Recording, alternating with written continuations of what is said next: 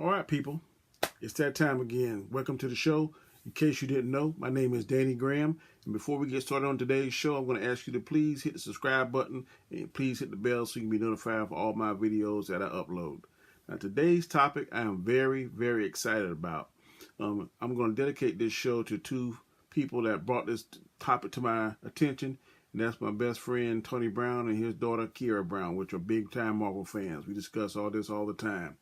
They were talking today, I think, on the way home, and they called and asked me, Danny, in your opinion, which one is the better fighter? Is it my man Black Panther back here, T'Challa, or is it Batman, Bruce Wayne from Gotham City?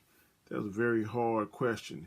And I did a little research, and I did a little question, and I picked my brain, and I'm able to come across with some things that I think will enlighten you, some things you probably know as being a fan, some things you probably didn't know or may not know. But we're going to break it down, and it's got you to sit back, relax, and enjoy the show. And at the end of the show, if you have any questions, please feel free to send me a response or a comment.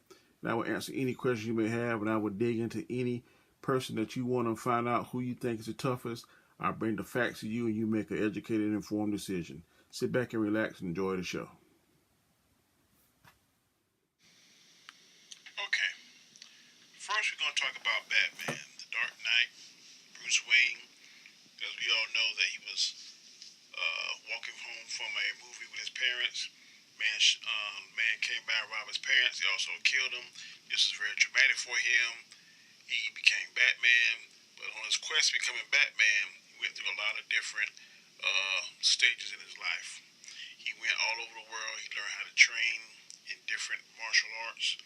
I think if I can remember, Batman is well trained in over 127 different forms of martial arts. So that right there is going to make him a deadly man. He also did some brief training in magician and sleight of hand. He's a master of that. He's also a master of espionage. He's also a master of disguise.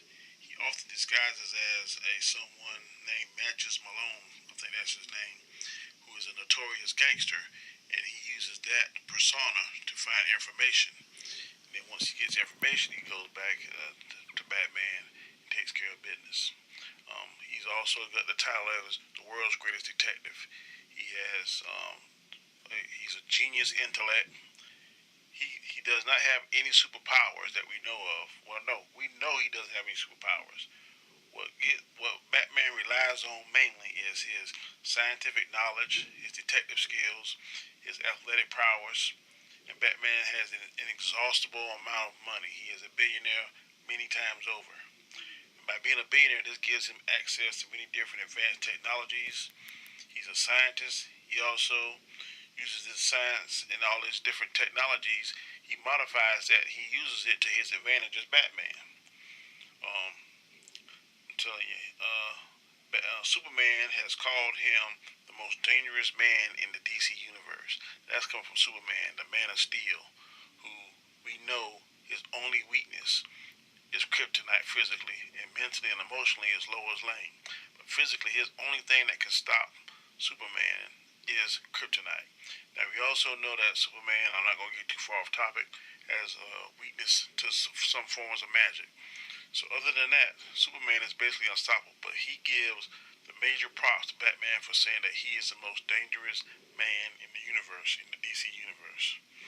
Now, Batman is something that you call a polymath, and I'm like, what is a polymath? I looked it up. A polymath is someone that knows a lot of stuff about a lot of different topics, and he uses his knowledge of those different topics to solve any problem that he has. Batman is very well versed in all different sciences, all different basic knowledge on stuff. He's a master of martial arts. He has trained his mind so well that sometimes he can resist being hypnotized, any kind of mind control. If you notice, two particular villains that he faced, the Mad Hatter and also the Scarecrow, they use types of forms of gas and hypnotic techniques that usually just incapacitates the average person. But Batman has, over the years fighting them, has developed different techniques, and he can resist a lot of that stuff unless it's just something that's super potent or something that's different.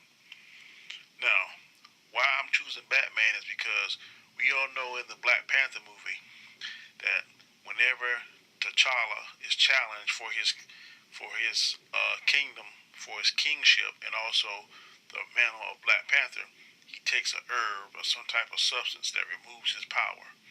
Now, if you always know, Batman always has some type of antidote or something that he uses, or he breaks down different um, herbs or something, or he reverse engineers something, and he always finds an antidote or a way around things. Case in point, if you remember in Batman v Superman, when he went to Lex Luthor's house, he was able to use some type of technology he had and download material that was in Lex Luthor's computer. Now, who's to say Batman, who's the world's greatest detective, would be able to get to Wakanda some kind of way, or whenever the Black Panther was over here in America, put some kind of device on here and get information and learn about this heart-shaped herb that Black Panther uses to give him his strength, and he reverse engineers that and makes some kind of antidote. So when he's fighting the Black Panther, he shoots him with one of those guns or some kind of gas like he made against Superman. Kryptonite gas, kryptonite grenade. Who's to say he couldn't do that same thing and then take away T'Challa's powers that the heart-shaped herb gives him? Batman is capable of doing that.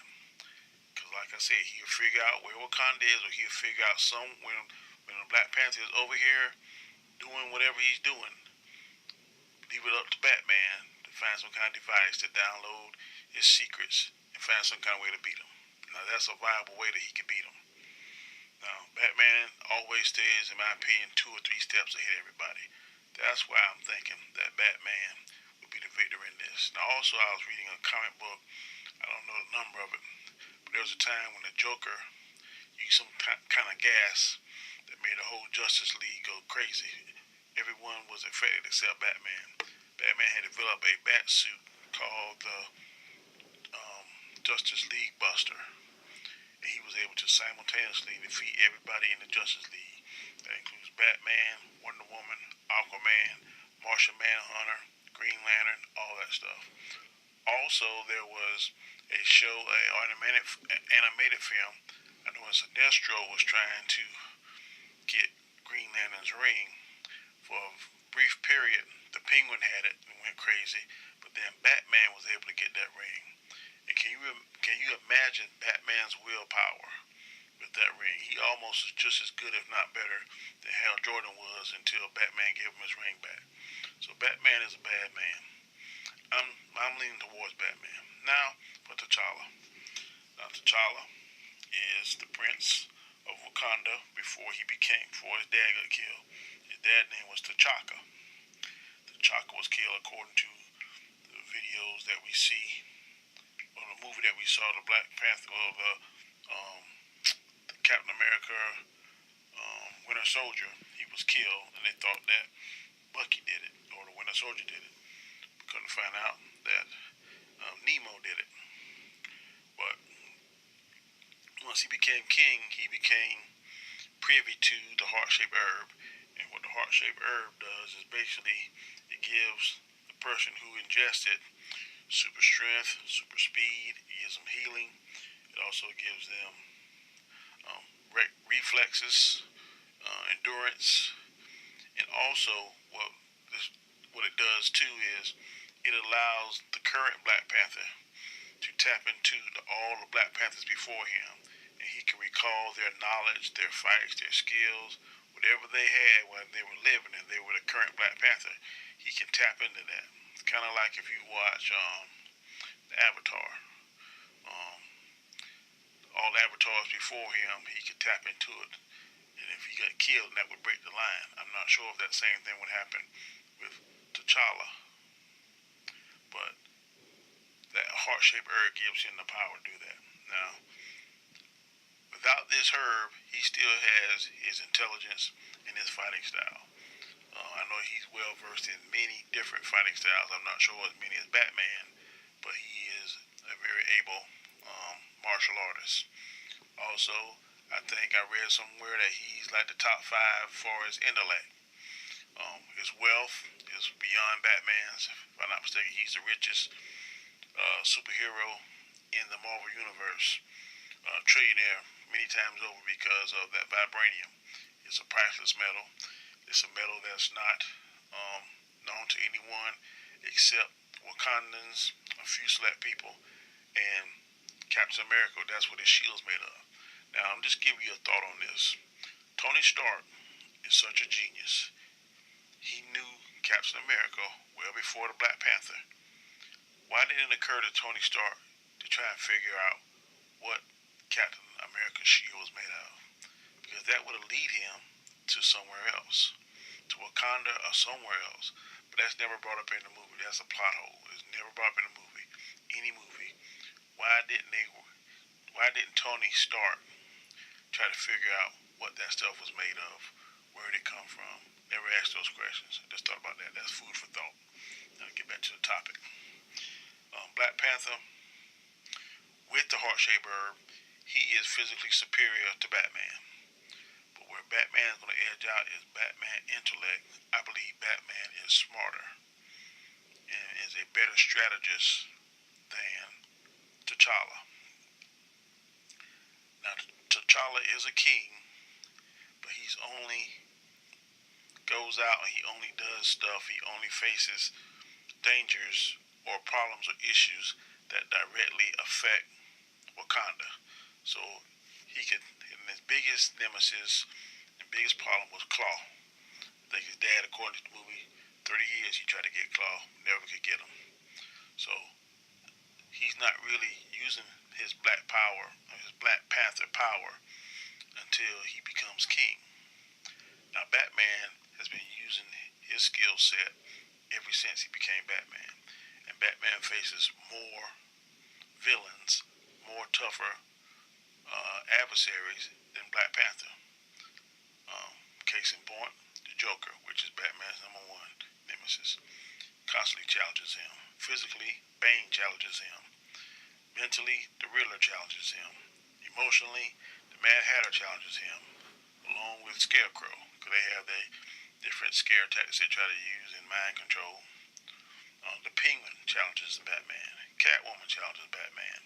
So Batman is constantly being challenged by different people. Sometimes they join forces. Sometimes it's simultaneously. Sometimes it's just crazy how they do it. But Batman is always on his game. He's always practicing. He's always in the game. He's always on point. T'Challa and Black Panther, usually it may be months, weeks, years, we don't know, until he's needed a call. Now, that's not to say I think that heart-shaped herb, and I think he practices normal discipline as far as getting his fighting skill and that kind of stuff. But if you're not using your skill set every day, you're going to lose some of it. You're not going to be as effective or as aggressive if you fight occasionally versus someone that fights every day, every week, every month, every year. Batman does that. Gotham has always been a place that's been aggressive, that always needs Batman's attention. So when you put the two together, it's close, but I think Batman edges out because strategically he's better. He single-handedly in one of the animated shows was able to develop and implement a plan to stop each and every member of the Justice League. Vandal Savage, their mortal enemy, got that and was able to neutralize all of them except for Batman. Batman was able to get out the grave with his parents. He was buried alive, but Batman was able somehow to snap out of whatever drug-induced state they put him in. He was able to dig himself out the grave and get the Justice League back together and stop Vandal Savage. So I'm leaning towards Batman.